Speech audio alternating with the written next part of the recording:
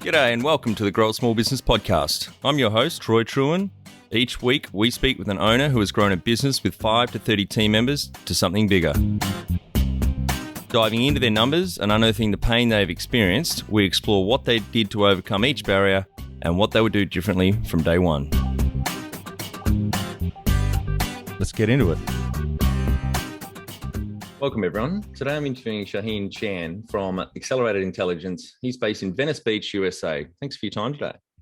Yeah, thanks for having me on.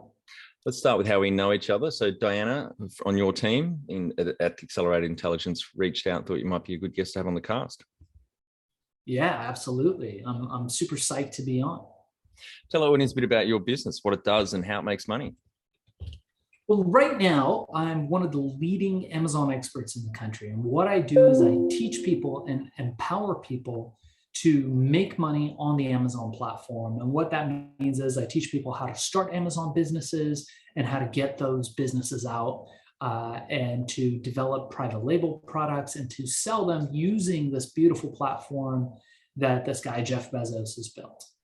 Yeah, something I read last year, I think. Is this right that more products that are sold on Amazon are not are through the third party market, not...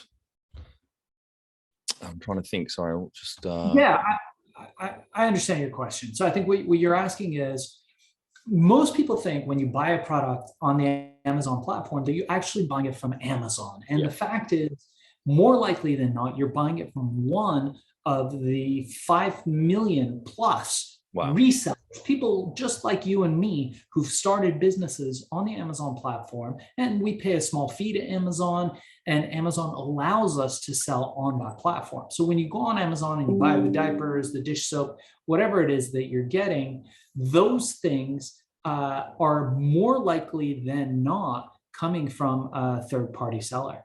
Yep. Yeah, right. It's obviously been a huge rocket ship, no pun intended. The Amazon growth. When did Bezos start? Early 90s? Started as selling books, obviously. Yeah, so Bezos started it selling books in the late 90s, I think it was. And it was interesting because people were looking at this platform going, oh, look at this little nerd. This is funny. You know, this is cute. He's selling books online. That'll go far. But sometime around 2009, I started looking at this platform very carefully. And I thought to myself, maybe there's more to this guy. And I developed a smart pill, a brain supplement called Accelerol that's for sale now on Amazon still. And this was an expensive brain supplement. I had had several exits from different companies, earning billions of dollars in revenue for these companies. And I decided, hey, I want to give this a shot. So back in those days, you'd be able to get Jeff Bezos on the phone if you needed to. You'd be able to send him an email. Jeff@Amazon.com was widely known, and you would get a response from Jeff. Wow. And we learned through this third-party kind of network that he was opening up this platform to third-party sellers. So I thought, all right, let me open up an account. It took me 15 minutes to open up an Amazon account and to sell my brain supplement on there. And I went to sleep that night. I woke up in the morning, didn't think much. I was like, let me check. And I went to check, and turns out that we had sold thousands of units at about $120 a piece. Wow. So hundreds of thousands of dollars overnight. And I thought, maybe this isn't just some little Silicon Valley nerd. Let's look into this guy. Turns out this guy was a disruptor. He was somebody who was taking cheap money from Wall Street and putting it into Silicon Valley in a way that had never been done before. And he was looking to disrupt markets. And to this day, I believe that Amazon is one of the greatest disruptors of our time, and more millionaires and billionaires are going to be created through Amazon and through Jeff Bezos than any other e-commerce platform of our time. Before we go, I'd love to talk a little bit more about your previous businesses, but just explain to the audience. So how do you help people, get onto the Amazon platform? Is it through courses? Is it coaching, group coaching? We do all of that, but primarily what happens is people call me and we have a talk with them. I try to understand their goals. I've got everybody from stay-at-home moms to oil engineers for big oil companies to doctors and lawyers, people who want passive investments on the side. We're getting involved now in selling on Amazon. And we have a phone call and we see if it's right for them. And if it is, we join them into our community. And we have a weekly coaching call, which is awesome. They get private attention from me and my staff, the same staff where we charge $55,000 a month to Fortune 50, Fortune 500 companies to manage their Amazon. They get to have access to those same people for a fraction of the cost and be able to really grow these Amazon companies, which really are the wave of the future, because you don't have to have a hard location. You don't have to ship anything. You don't have to pack anything. You don't have to make anything. And it all happens remotely, which is really nice. Yeah, and it was a great addition of Amazon some years ago. FBA, Fulfilled by Amazon, is a great service. Yeah, we use Fulfilled by Amazon almost exclusively for our clients. Yep. I mean, they're just like Walmart became a really well-oiled distribution machine, warehousing and dispatch. It's just, and obviously the tech they're investing in, AI and robots, etc. It's phenomenal. Funny that you say that. Guess where he got allegedly one of his top guys? Walmart. Walmart, that's right. Because Walmart had one of the best distributions on the planet. And Bezos, being smart, he's not afraid to pay for excellence and operational know-how. And he went out there and allegedly hired some of the best people from Walmart to come in and to create this incredible distribution system that he's got, which is just mind-blowing when you look at it. The robots and the drones and all the stuff that they're doing is so next level. Yeah, I'm quite excited about the drones. They've been doing it last year, the first 6 months of last year in Logan in Queensland, which are massively under floods at the moment. I think it was the Google Alphabet, it's one of their subsidiaries, were doing drone testing, and I think they had 60,000 deliveries in that 6 months in a small area. But it was a great density to test and really exciting. A lot of coffees obviously were delivered, something like 20,000 coffees. But I even heard stories of tradies that don't want to go to Bunnings, which is a big, hardware store here in Australia, on the way to the site job. So they might order a tool and it gets dropped on their driveway at 7 a.m, and they just grab it and go, and saves them an hour detour in the traffic in the morning. I think it's a really exciting space coming forward. Not Domino's Pizzas testing drone delivery in New Zealand, because they're quite a progressive country 3 or 4 years ago. I'm really looking forward to seeing what happens with drones. Yeah, it's amazing. It's what happens when you stop thinking this could be impossible and you change that to how can we make it happen? And that's really what's happening with the innovation at Amazon. With all these companies, you look at Elon Musk and what he's doing there. You look at Tim Cook and what he's doing with Apple, maybe a little bit less so than some of these companies. But you look at these innovators, and these are guys just like Steve Jobs, who wanted to put a dent in the universe and were willing to create what Walter Isaacson in his book about Steve Jobs calls a reality distortion field, where one of my favorite quotes of all time is, the person who says it cannot be done should not interrupt the person doing it. Yeah. And that's such a profound statement, because we now see, like, all over the country and all over the world, being done by people like that. Yep. Tell our audience how you started out. So I started out in the 1990s, a company producing a product called Herbal Ecstasy. And Herbal Ecstasy was an alternative to the popular street drug MDMA. And when we came out with Herbal Ecstasy, it became a global phenomenon. By the time I was 18, we had made hundreds of millions of dollars.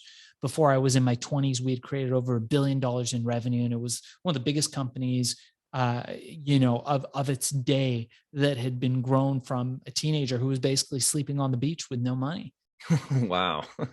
And then tell us how you got into that. Well, I left home when I was 15 and I went about to seek my fame and fortune. I cut ties with my family and my friends, and I was basically sleeping on the beach looking for something to do. I found a mentor. I got involved in the electronic music scene. And through the music scene, I noticed that they were making money, but only one group of people was making money, and it was the drug dealers. And I thought to myself, man, if I could do that, I could be really successful. But I didn't want to go to jail. So I thought, man, maybe I could come up with an alternative to this stuff that's legal, that's natural, that doesn't cause any side effects. And once again, nobody told me that it was impossible. So I went out there and I did it, and managed to achieve the impossible. I created the first legal recreational supplement ever known. Wow. And what you were 16 when you started the company? Yeah, roughly. Yep. Fantastic. And you said you sold that business eventually. What year did you exit? I exited somewhere in the late 90s. Yep. From that company. Yeah. Great. And do you have some key numbers that you can share to illustrate the growth of, well, not just that business, but also Accelerated Intelligence now? Yeah. So, well, that company, I started from less than zero. In fact, at one point, I think I was indebted to some like low-level mob boss who I had to pay off a huge amount of interest, but I managed to get off from that. And then I managed to start my company literally from negative money. And, one day I remember walking into my office and I had 200 employees. I was driving a Lamborghini. I had a collection of exotic cars. I was in, planes and boats and traveling with celebrities and rock stars. And all of a sudden I was a multimillionaire. And I remembered very clearly the day where we broke $1 billion in profit. And this was pre-internet, pre-social media. And remember thinking to myself, fuck, man, I don't know how much $1 billion actually is. I have no idea how much $1 billion of money is. And secondly, I thought it would be a good time for me to get an actual accountant. That would be a really good time to get an actual accountant. And it was a funny experience because I quickly learned that accountants are not the guys that count the cash in the duffel bags that you have stacked up in your office. No. And so I had a very quick series of learnings there. Yep. Understanding how to run a business, how to operate a business, and how to grow a business. Yep. And from there, I went on to inventing all the forerunner technology to vapes and vaporization. All that came out of patents and technology that I designed in the 1990s. That company went public and sold for millions of dollars. And from there, I went on to the Amazon thing, which is where I'm at now with Accelerated Intelligence. Yep. And so we do millions of dollars a year selling on the Amazon platform, and now also training people, teaching them how to start these businesses from basically nothing and turning them into predictable, recurring revenue streams. Yep. Right. So Herbalix, you started out just with yourself. How many FTE did you get up to before you exited? How many what? Full-time equivalent team members, those doing 40 hours on average, 40 hours a week. Oh, we had hundreds. Yep. Hundreds and hundreds. Yeah, it was a massive company. And I had close to 32 offices around the country, all over the world. We had offices in Japan, and we had offices in Paris. We had offices in Berlin. We were all over the world with our products. So it was very exciting times. And, when you start from nothing, and remember, I had a grade school education. I never went to high school. So just from, I went a few months and I dropped out. So when you have no education, the plus side is you have no limits. Yep. There's been nobody there to tell you what you can't do. But on the other hand, you also don't know what all the pitfalls could be. So it's kind of like a dual-edged sword, if you will. And Accelerated Intelligence, did you start that just with yourself, or you had a couple of team members on day one? Yeah, no, I started Accelerated Intelligence on my own. Yeah. And what are you up to now with? Well, here's an interesting thing. I think to your questions, if you are an entrepreneur, I think the first thing that you have to get over, and I know there's a big culture around having co-founders and partners and all that. I think it's bullshit. Yep. I think a business, even if you have partners, has to be a dictatorship and not a democracy. Democracy kills fucking businesses. Yep. Yes. Nothing worse than 3 partners with different personalities having to come to a consensus about what business decision to make, you're already fucked. The reason why we were able to succeed as a kid is because I had no red tape. I was the fucking dictator. Yeah. If I wanted to do something, I went out there to do it, and everybody else was chasing their tail, committees and boards and all that stuff, trying to get it done.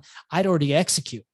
So if you want speed to execution, which is one of the key critical components to success in business, you have to, at some stage, have a dictatorship, somebody that's not going to kick the can down the road, that's willing to take full responsibility for the actions, and is going to say, no, it fucking stops here. Yep. Let's go. This is what we're doing. Succeed or fail. This is what we're doing. And that's how businesses succeed. When was the moment you felt like you had succeeded? Oh, that's a really good story. So I was sleeping on the beach and had no money. Yeah, I'd go to the community college to get food to eat because they'd have free food there from time to time. Fast forward 6 months later, hundreds of millions of dollars, hundreds of employees, one of the biggest, most thriving supplement companies of its time. And I look back to when I would have odd jobs, and I had an odd job working at a copy store, one of these Kinko's copies where I was making copies, and I was a hard worker. I was never afraid of hard work. And the boss knew that I didn't have a place to live. So I kind of thought that it was kind of like this unspoken agreement that on my breaks, I would fall asleep behind the copy machine. Not a big deal, but I would get an hour on my lunch break of sleep, which was enough for me to function the rest of the day. Well, he came in one day and I was asleep behind the copy machine. I had done my shift, done all my work. And it was like a cartoon boss of a guy.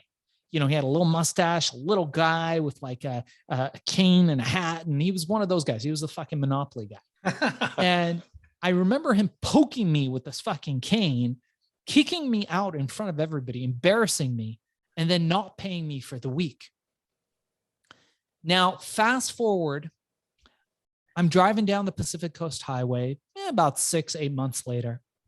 I'm in my brand new Ferrari. It is not red, my friend. It is Rosso Corso, the international racing color of Ferrari, brand new. I could smell that lamb leather, that brown supple leather, that red color on the hood. I could see it. I had a beautiful supermodel next to me, a gorgeous, gorgeous date. We were going to one of the most expensive restaurants in town. We get out. Paparazzi come out. They're taking, photos. Everybody, who's that? Who's that? Oh, it's that ecstasy kid we just saw on the news.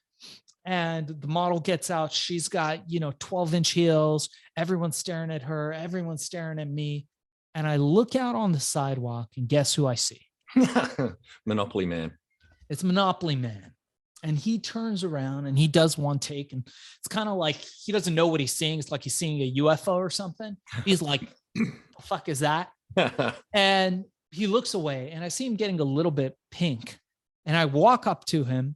And as I get closer to this man, I notice he's getting redder and redder and redder, but he's still not fully registering what's happening. Until finally, I put my hand out, I shake his hand, I feel his cold, bombing hands like shaking. And I say, "You remember me?" And I say, "It's Shaahin, used to work for you." And I'm smiling. And he's just, this stuff is yours. That's your Ferrari. And I said, yeah. And excuse me, I got to go. And I throw the key in the air to the valet. The valet catches the key. "Thank you, sir. I'll park it out front."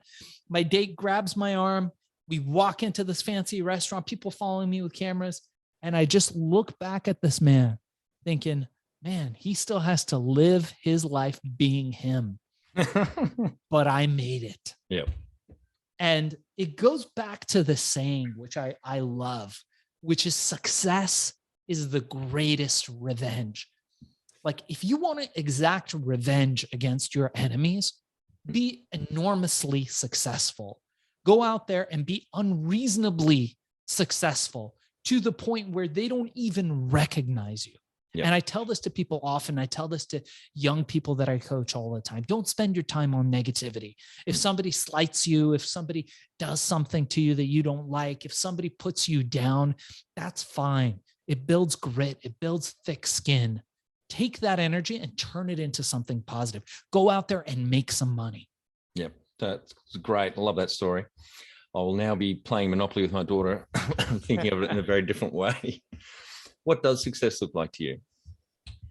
Yeah. So look, I think success can be broken down into a couple elements that I think are very easy for people to understand. But the most basic of those elements really is freedom. Success is freedom. It's being able to do what you want, when you want, with who you want, and how you want. And you can't do it without having finances. You got to have money. And the guy that said money was the root of all evil didn't have any. And the guy that says you can't buy fun definitely doesn't know where to shop, because all that stuff is true. And life is so much easier when you have money. So just by changing your attitudes to it and going out there and putting out into the world what you need to create that freedom, and not shying away from money, understanding that it is a necessary good for your life, success comes easier. Number one thing you'd recommend to marketing a fast-growing business? So I think number one thing to growing a fast-growing business is to cut the red tape, to think about what that 20% is that you could be doing that could be bringing you that 80% of the results. The Pareto principle, what Richard Koch writes in his book, the 80-20 principle. There are a lot of things that you can do. And it's very easy as entrepreneurs to get distracted. It's very easy to go out there and go, oh, look at that shiny thing and that shiny thing. And if I could follow that, oh, and there's a deal for me and there's a deal for me. But when you look at an experienced entrepreneur, a dude that really has succeeded in life, one thing you'll note about those kinds of people is that they turn down more deals than they go with. Yep. They're constantly leaving deals on the table because they know they have a limited amount of focus, a limited amount of energy, and a limited amount of time. So they like to think big. And that's what I encourage people to do. Yeah, time's our most precious resource. It's finite, not renewable. Absolutely. And how did you fund your initial business? Oh, well, I had no money and I funded it with sweat. I funded it with influence. I funded it by going to people and saying, hey, man, this is who I am. This is who I'm going to be. This is what I'm doing. If you want to be a part of it, you'll help me out.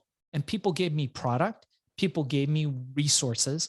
I turned those into money and I grew it organically. And to this day, I am still not a huge advocate of taking investment capital if you don't need it. Yep. There's a big culture now where people are like, oh, I'm going to raise funding, whatever. Oh, we had a party. Oh, you had a party. What happened? We raised $10 million. Well, you're still fucking eating top ramen.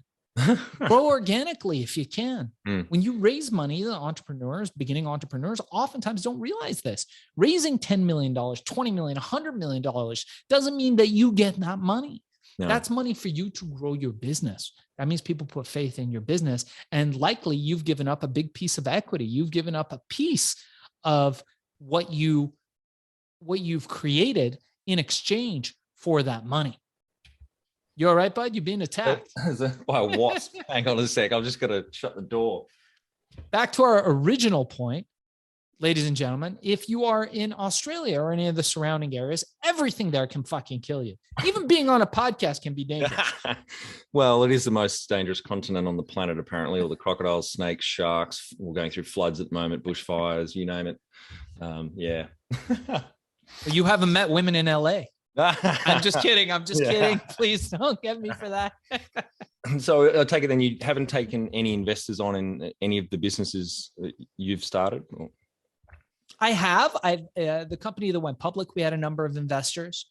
And, honestly, at the end of the day, I think I could have done it without the investors, grown quicker, and kept a lot more of the revenue when I sold. Look, as a small business owner, we make the mistake of thinking that the revenue that we make from the company and the salaries that we pay ourselves are the profit that we're making. That's fucking bullshit. Yeah. That's not the profit that you're making. The profit that you're making is how much of your company you keep, because in 2 years, 5 years, 10 years, when you're going to be looking for an exit, exits are paid on a multiple of your EBITDA. Yep. So by increasing your EBITDA, by increasing your earnings, by increasing your revenue and the value of that company, you are going to be making many multiples and keeping many multiples more than what you get from the salary. The salary's fucking scraps. Yeah. The profit that you bring in on a daily basis is scraps. What's valuable about it is that it brings up that EBITDA number. So you are building a company that has massive value over time. And that's what you have to look at. Your product isn't what you're selling, the product or service. Your product is that company. And you as the CEO, as the founder, as the person starting that company has to look after that product. If you were to start up today with plenty of funding, would you go into your industry? If I had to get funding? No, if you start up today and you had plenty of funding or plenty of money, if I had would you go into your industry? Totally. Yeah. I mean, look, we've got people throwing money at us all the time. I mean, every day I get 3 or 4 calls from people who want to give us funding. I'm not interested in that. I'm interested in growing our company. Funding is important if you want to get from A to Z or A to B, and you can't do that without capital. You need capital for specific purpose and execution, and there's no other way to get there. If you could maybe take a couple months longer, maybe you could go around, you could use a different thing. Maybe you could grow organically. You know, if there's other ways to do it and you choose to take the funding, you're taking less of the pie. No one's giving you funding or debt for free. They're all going to want something in return. Yep. Debt, of course, is different because you don't have to give up equity. And equity funding is, you never know. You could end up losing your company. I know a guy right now who started a company, raised $50 million, grew it. And because of some technical matters, he lost 100% of his company. Had to walk out with very small amount of money. And this is a company that he built. Whereas if he grew it organically, maybe he wouldn't have raised $50 million. He could have done it on 5, and he could have taken on a little bit of debt and a little bit of loans and leveraged himself. And maybe he'd be making a little bit less right now, but he would still have net more because he would still have ownership of his company. Yep. So I guess the question I'm getting at though is, it sounds like you're already well funded before you started Accelerated Intelligence. So the question really is, would you go into industry if you had a shit ton of money right now? Is this what you'd be doing? Yeah, totally. This would be one of the things I'd be doing. The other thing I'd be doing is, believe it or not, podcast promotion. So we have a company now we just launched. This is going to be the first show where I'll be talking about it, called Podcast Cola. And it's podcastcola.com for anybody that's interested. We're just about to launch the website this week. So podcastcola.com. And what we do is we book people on podcasts, guaranteed flat fee monthly rate. And we have been having enormous astronomical success. Now, why are podcasts better than multi-billions of dollars worth of traditional marketing channels that people are using, like Facebook, Instagram, whatever other paid channels that people have? Because podcasts, as you know, are evergreen. Yep. Once you do a podcast, it lives forever. What's the cost of doing a podcast? 99% of the time, zero. So you get on these shows, it costs zero. They're mostly long form. So the product or service that you're offering, you give people a chance to get to know you. And when do people listen to podcasts? They listen to podcasts when they have spare time and attention. Their brains are relaxed and more receptive. What do people do when they're on Facebook, on Insta? They're scrolling. Terrible conversion rates on those apps. Most people are scrolling. They're watching Netflix. They're shopping on Amazon, and they're scrolling on Facebook all at the same time. That's people's favorite pastimes. So podcasts are amazing because you're catching a captive audience and it lives forever. People listen to podcasts 2, 3 times. People go back. People become parts of the communities. So it's a great way. For any of your listeners that are interested, reach out to me. I'm going to give you my email is darkzess@gmail.com, darkzess@gmail.com.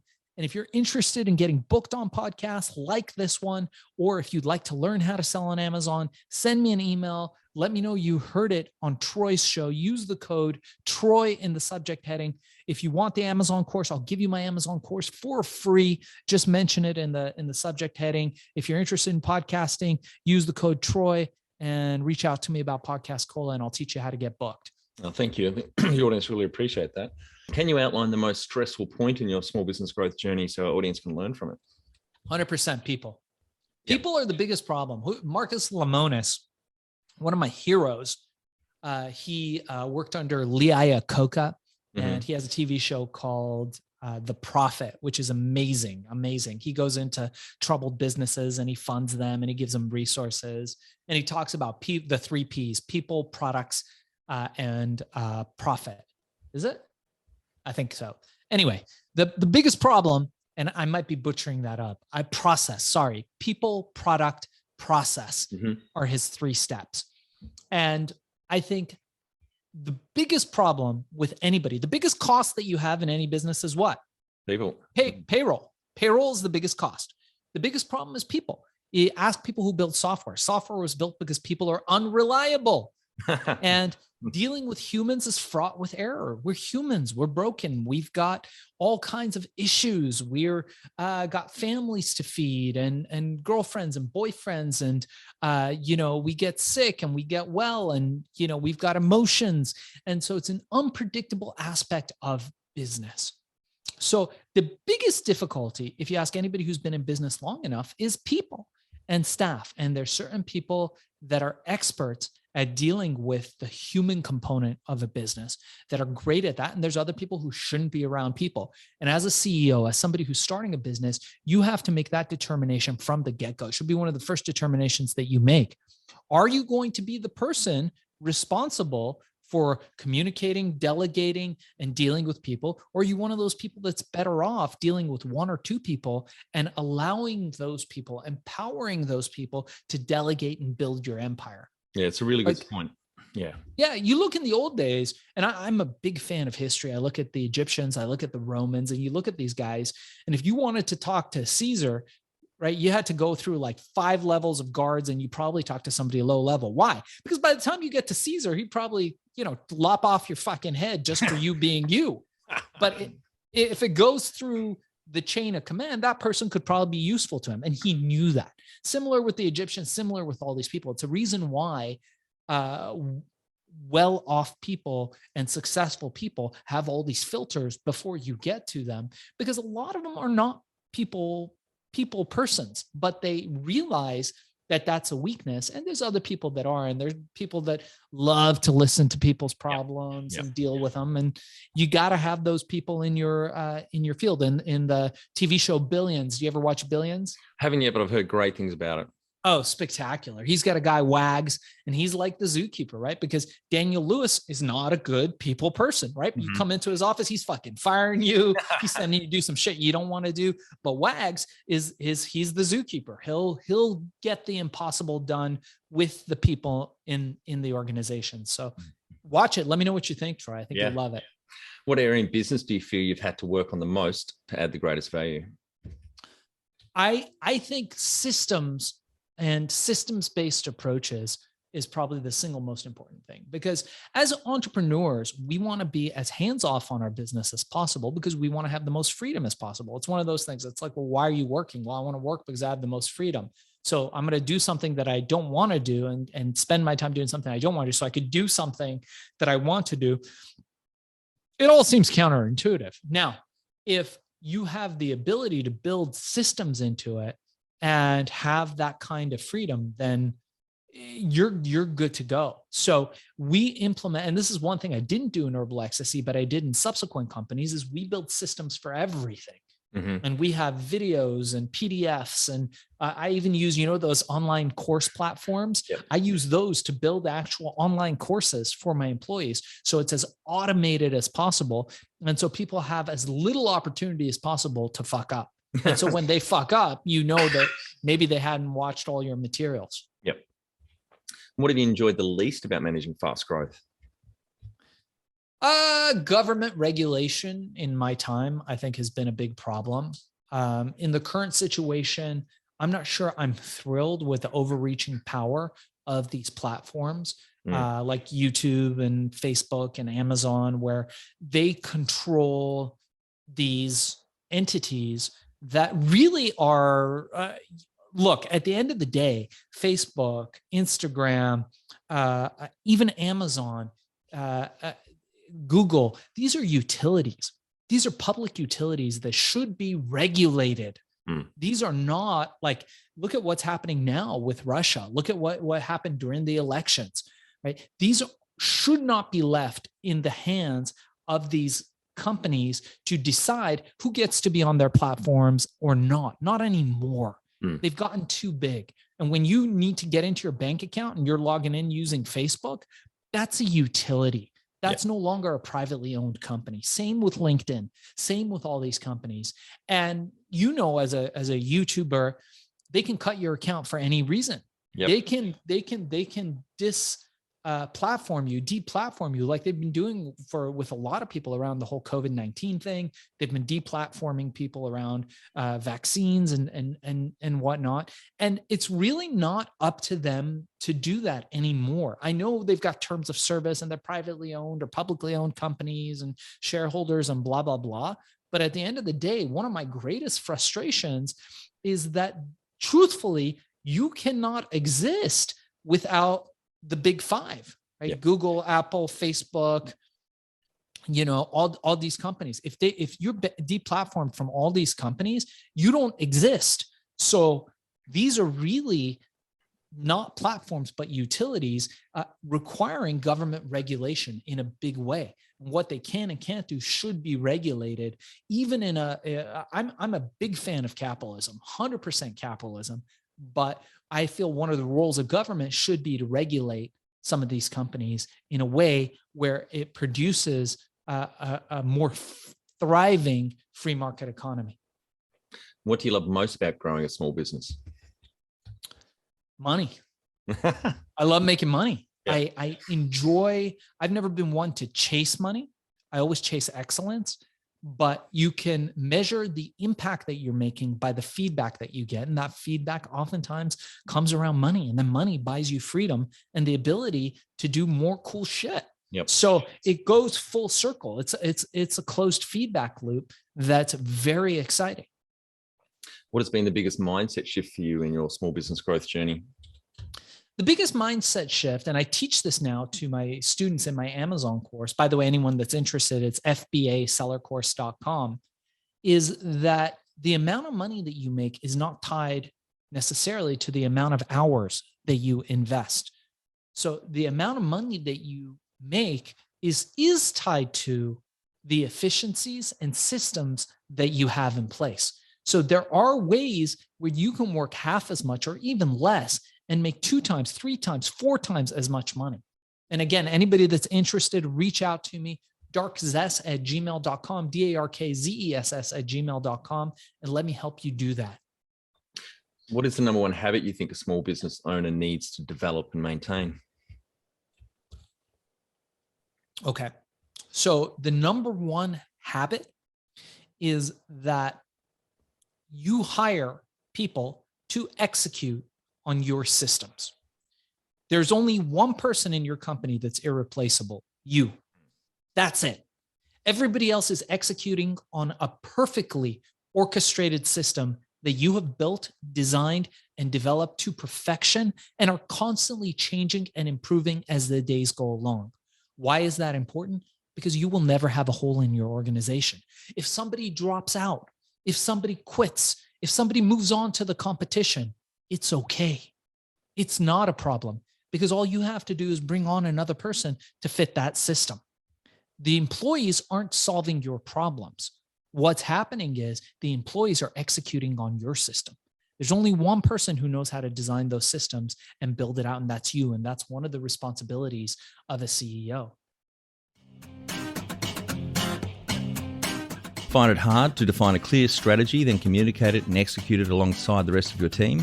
Or you currently don't work a simple quarterly strategic plan to boost your team's performance? Our Business Growth Formula online course is perfect for small business owners with 5 to 30 team members wanting to grow. We share the mindsets, habits and tools to be a legendary leader in your business. growasmallbusiness.com. Can you talk to how you've added people to the team, some wins, mistakes and advice for those listening? You've obviously had shit tons of people through all your businesses. So I think any lessons here for the audience? The best way is to hire from within, in my opinion, and is to bring people up through the ranks. So the easiest way is if you already have people working for you, see where else they would be good and where they thrive, and let people do what they're good at. Just because you like somebody doesn't mean you should bring them into any specific position. You should let people do what they're good at, and it's low-hanging fruit. It puts them in the flow state when they're good at something and they can continue to be good at that, and then bring other people in to do stuff that those people aren't good at. Does that answer the question? Absolutely. Yeah, totally agree with that. What are some of the things you'd recommend to building a sustainable and kick-ass culture to help with the growth? I think my answer to that's going to be very different. I come from an old school culture. I don't believe in Web 2.0. I don't believe in anybody getting consolation prizes. I don't believe in treating everybody like they're a child. I believe in giving both positive and negative reinforcement and incentivizing employees to do the right thing. But I believe you as the CEO, as the founder of a company, have to remember that your role is one of a decision architect. You need to build your systems so that naturally they are drawn to the path of thriving and succeeding at their jobs. If they are failing at their jobs, it is equally your failure. Now, you've either hired an imbecile who's incompetent for the job, which is your fault, or you haven't correctly trained them. If they have competency and they have mindset, there's no reason why they can't finish that job. Yep. Now, again, you've got the human component. Shit happens. People have all kinds of issues that come up. And for that, you need systems. Yep. Tell our audience how you've handled balance. Like work-life balance? Yeah. By having enough money to do whatever I want and to be able to say fuck off to any of the deals that take up my family time. I get deals all the time where people are like, hey man, can make a quick $1 million here, quick 100,000 here, this and this. And I tell them to fuck off because I'm like, you know what? That would mean I can't go to little Johnny's soccer practice. Yeah. Not worth it. I do this so I can go to his soccer practice. Not interested.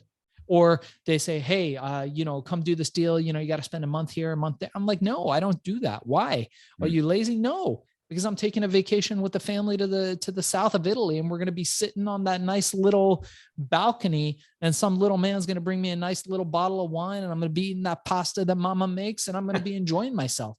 And then I'll wake up whenever I feel like waking up. I'll log in and I'll see the money rolling in from Amazon. I'll see the money rolling in from the podcast that we're doing and booking people on these great shows and from Podcast Cola.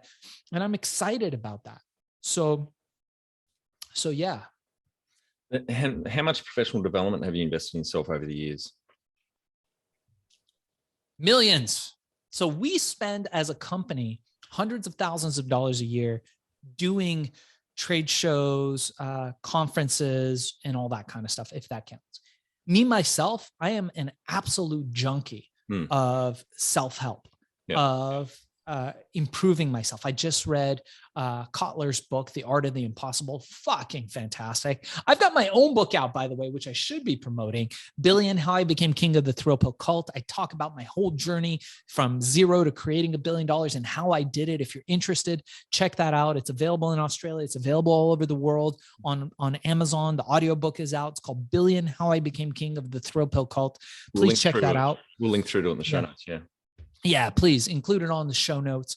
But look, if I had 10 hours to cut down a tree, I'd spend 9.5 sharpening my axe. Yeah. Was that Abraham Lincoln? I think so. Or at least it's attributed to him. Yeah. Now it's me. I love stealing shit like that. It's great. So look, at the end of the day, this is the most incredible thing. So you got these movies, right? How much does it cost for them to make one of these big blockbusters? 200 million, 300 million. Did you just see Dune? Fucking fantastic film. Right. Epic, hundreds of millions of dollars. We can spend $10, maybe $20 to watch this thing. You're talking thousands of people, years of work, artistry, all the stuff. You're telling me for $10, $20, I can get all the benefit of that with none of the work. Now, look at personal performance, peak performance, self-help. How much does it cost to buy a book? Yeah. $20? Yeah. $30? That guy spent his whole life. I lived an entire life to write this fucking book. And it took me years to come up with, to write, to edit, to come up with these concepts for $20, $30. You can absorb that information. Even if you open the fucking thing up, look at it for 5 minutes and take one key takeaway away from that, you've succeeded. You've won.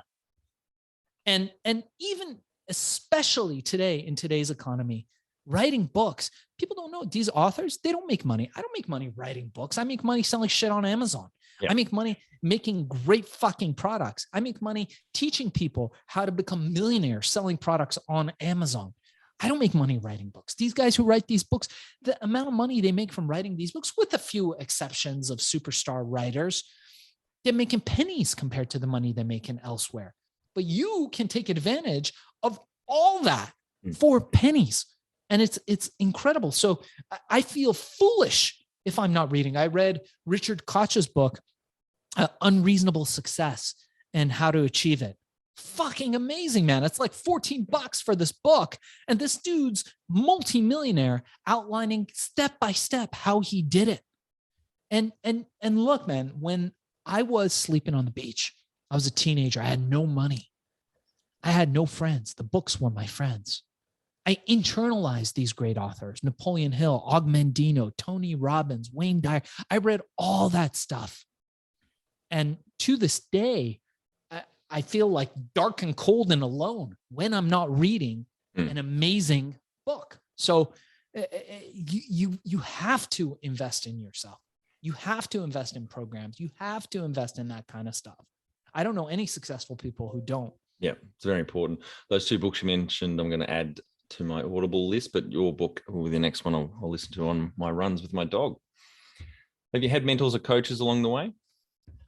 Yeah, I've had, and I apologize, I'm going to have to wrap this up fairly shortly because I do have a call about that. But yeah, I write about one in my book, Billion, How I Became King of the Thrill Pill Cult. Yep. And I have several now, but like when I was younger, I didn't really see the value of it. And now that I mentor people, coach people, and have mentors and coaches myself, I think to myself, man, look, I made $1 billion in revenue when I was almost 20. I kept a very small fraction of that. I could have probably kept all of it had I had the right people around me. Yeah. Yeah. But that's a mistake you make once. Do you have a board of directors or advisors at the moment? I have advisors. Yeah. What about, just quickly, you're one of the few that we've had on that have exited businesses. Any advice to the audience who are thinking about exiting? Yeah. Think about it sooner. If you're thinking about it now, you're a little late to the game, bud. Yeah. Because the best time to think about an exit is before you start the company. Like that Chinese proverb, best time to plant a tree is 20 years ago. The next best time is today. Yeah. All right. One of our final 5 questions. What do you think is the hardest thing in growing a small business? Hardest thing in growing a small business is getting past your own limiting beliefs about what you can and can't do. Favorite business book which has helped you the most? If I had to pick one lately, has been Art of the Impossible by Kotler. But also I love Chris Voss's Never Split the Difference. Chris also wrote, he's the FBI negotiator, The Forward to Billion, How I Became King of the Thrill Pill Cult.